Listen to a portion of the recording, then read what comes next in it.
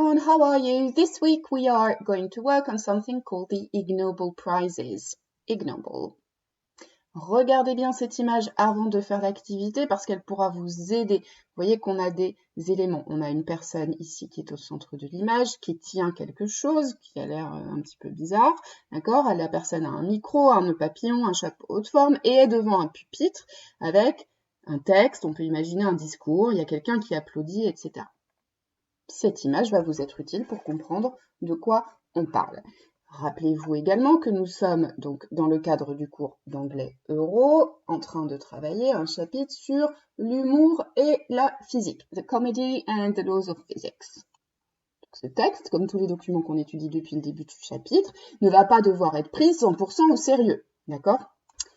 Le document sur lequel vous allez devoir travailler est celui-ci. C'est toute la première page du document que vous avez reçu par mail. Je sais, le texte est long, il y a plein de choses que vous n'allez pas comprendre. Ce n'est pas grave, c'est pas le but. Le but, c'est pas de tout comprendre, mais d'aller à la pêche aux infos. Question 1. Read both documents. Both documents, the two documents. Write a short paragraph to introduce them and the topic. Topic, on l'a déjà vu plusieurs fois, mais je vous le redonne, c'est le sujet. Suggestion de paragraphe. The first document is... Vous me mettez la nature du document. C'est quoi? Une recette de cuisine, un extrait de bande dessinée. From, la source. D'où est-ce qu'il vient? D'un magazine, d'un livre, d'un journal. It is about. That's the topic. Okay? And the second document is. Vous refaites la même chose. Et enfin, the topic, vous me donnez un peu plus de détails. The Ig Nobel Prize is... Ces infos-là, évidemment, puisque c'est les plus générales, vous allez les trouver au début du texte.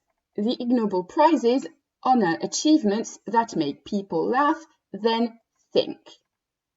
The prizes are intended to celebrate the unusual, honor the imaginative, and spur people's interest in science, medicine and technology.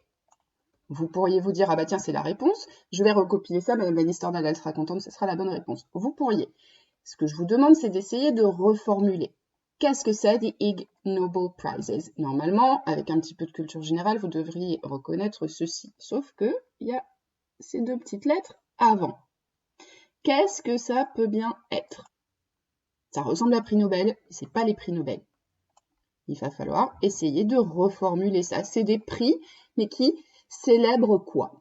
Question 2, vocabulary. Find the English for the following words. Il vous suffit de traduire les mots grâce aux mots qui sont dans le texte que vous allez retrouver. Comment dit-on une prouesse ou un exploit? Quelque chose d'inhabituel. Inciter, c'est-à-dire pousser les gens à faire quelque chose. Distribuer. Une couche, un linge, d'accord, qu'on utilise sur les bébés. Enfant de 3 à 5 ans. La vessie, chirurgie, gratter et tenir. Tous ces mots se trouvent dans le texte et ils sont dans l'ordre du texte. Ça va être le premier mot que vous allez retrouver dans le texte et puis ça va être vers la fin du texte. Une fois que vous aurez compris ce que c'est Ig Nobel Prizes, question 3, make a list of all the prizes mentioned, the country of origin of the winners and a couple of keywords to sum up the discovery. Vous avez une grille avec 9 lignes, il y a une ligne par prix différent et il y en a 9 à trouver dans le texte. Vous me mettez le nom. Souvenez-vous, tout à l'heure, on a parlé donc ça ressemble à prix Nobel. Et bien, par exemple, on peut avoir le prix Nobel de littérature, le prix Nobel de la paix. Et bien, vous mettez le nom ici, vous allez le retrouver dans le texte. Country of origin, just the name of the country. And keywords, des mots-clés. Le prix Nobel, par exemple, prix Nobel de la paix, eh bien, vous pourriez mettre ici traité de paix en Irlande du Nord en 1998. Voilà, c'est suffisant. Que des mots-clés. Et on va faire le premier ensemble pour que ça soit bien clair pour vous. On commence par lire le document 2.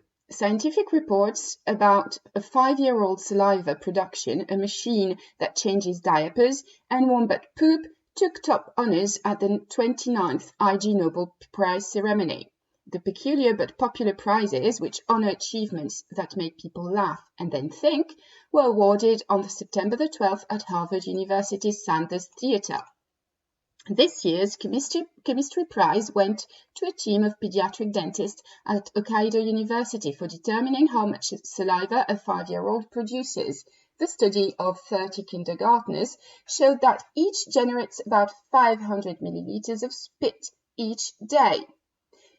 Question 3, on vous demande de repérer les prix, les différents prix. Eh bien là, on en a un puisqu'on a eu Chemistry Prize. Donc ça sera la première ligne de votre réponse. Ensuite, on nous demande le pays. Alors, Hokkaido, normalement, ça devrait vous évoquer un pays. Si ce n'est pas le cas, bah, vous utilisez Google pour retrouver le pays d'origine. D'accord? Et enfin, les mots-clés. Donc, ils ont eu un prix en chimie. Sur quel sujet? How much saliva a 5-year-old produces? Eh bien, vous pouvez mettre saliva, 5-year-old children, produces production. Donc, ils ont eu le prix de chimie parce qu'ils se sont intéressés à quoi? À la quantité de salive produite par un enfant de 5 ans. Et vous faites la même chose pour la suite. Donc, vous lisez le texte, vous essayez de repérer si on n'a pas un nom de prix, ensuite le pays et quelques mots pour résumer donc l'invention qui a donné lieu à ce prix. J'espère que tout est clair pour vous. Rendez-moi votre travail par mail comme d'habitude et je vous souhaite une très bonne semaine. À bientôt, bye bye!